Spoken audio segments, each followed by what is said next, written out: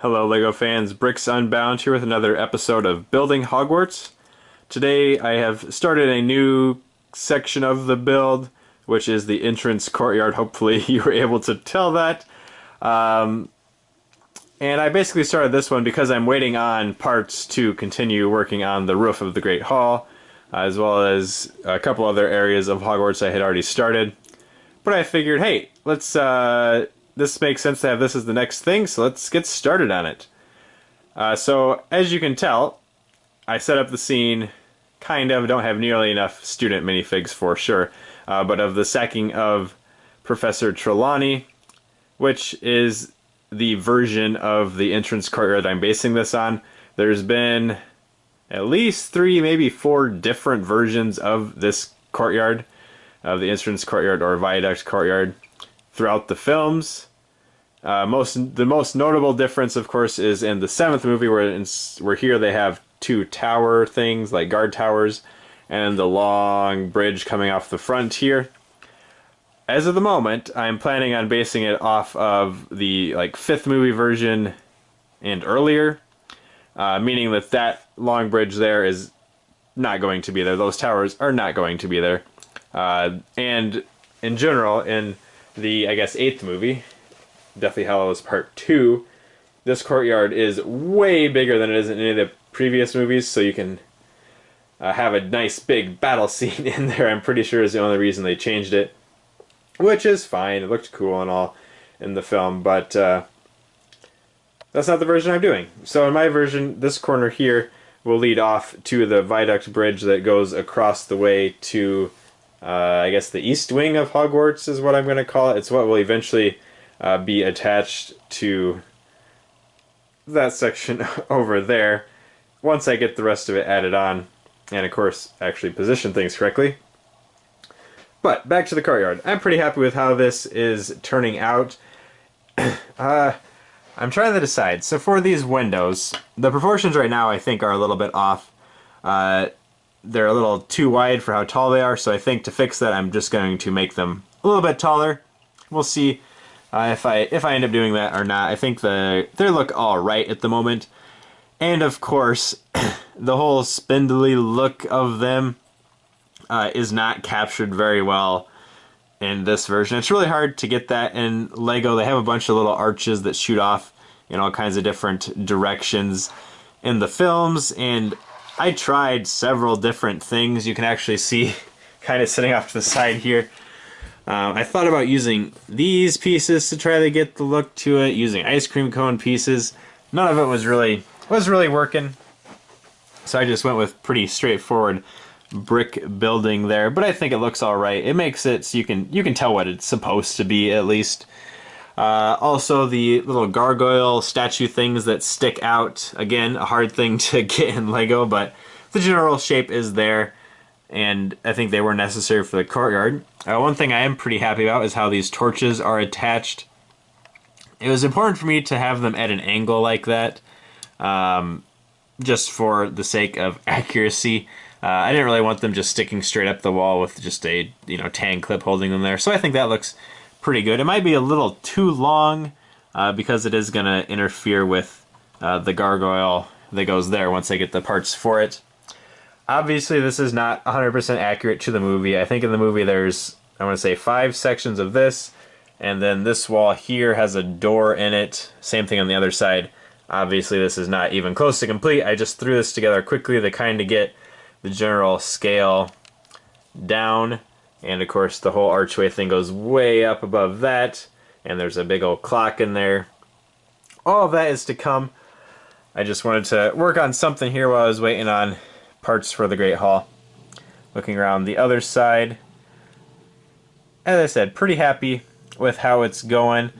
I will need to widen the courtyard a little bit because the outside of these walls here, ignore this is just to hold the roof up at the moment, does look the same as what the interior section does, so I'll need to build that out all around the sides, which means I need to get a bunch more parts, which I have ordered. They just are on the way. It's always the nature of LEGO, right? As you order your parts and you wait, and then you build a little bit and you realize, oh shoot, I forgot to order this part, and you order it. And then you wait. But it's coming along pretty nicely. I do like how these benches turned out. Hopefully they'll stand out a little bit more against the pavement here once I get it going. This is all the further I could get right now with the parts I had on hand because I ran out of 1x2 tiles. And if I decide to widen it, I didn't want to completely cover across and then have to rip up a bunch of tiles to stick in extra plates to make it just a little bit wider there. But let me know what you're thinking about this part so far. I did start out, once again, as I did with the Great Hall roof, by using plates to do it. Obviously the color's not right, I was just working on getting angles and things. And that looks okay, but I think this looks much better, much cleaner. So going with the slopes there. I ordered another 200 of them as well, because this is going to take at least 200. So what you see before you here, that roof there, and these sections here, is 200 of these 2x3 sloped bricks, and yeah, so those 200 of them, boom, disappeared into this. I have a few more of those on order, as well as the I guess they're 3x3 concave sloped bricks, which will give me these corner pieces in there. But I think the width of it overall is looking pretty good. Give you a little bit of a bird's eye view down on the courtyard. Coming together nicely. I don't want to make it any longer though, because as you can see here, with the, yes I know the roof is in progress in the Great Hall. There's a quick sneak peek. Hopefully my next update video I'll get my 300 roof pieces in to get that finished, or at least awfully close to it. But the length of this right now is as long as one of my tables, which is I think like 47.5 inches or something like that. It was just under 4 feet, which was a little obnoxious. But that's a whole nother story. But that's pretty long right there. Yeah, that's pretty long. So I don't want to extend the courtyard by too much more, because it's gonna be real hard to fit, you know, the rest of Hogwarts onto my tables. I'll probably, as it is, have to do some rearranging in this room to get it to fit. But yeah, it's turned out pretty huge. You also, of course, you probably noticed a large issue with this at the moment. That would be the height of things, because here's the courtyard. You come in off the courtyard, you go through this hall, which actually then goes into the entrance hall, which is like 12 bricks above the level of the courtyard here, and then through those doors you get into the Great Hall.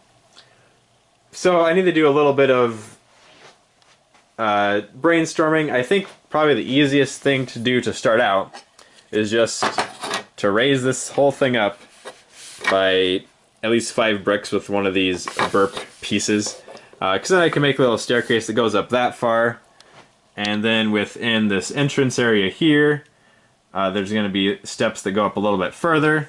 I'll probably also, I hate to do this, but I'll probably also have to shorten the kitchen area a little bit. I might take out 1 brick on the bottom, 1 brick here in the middle.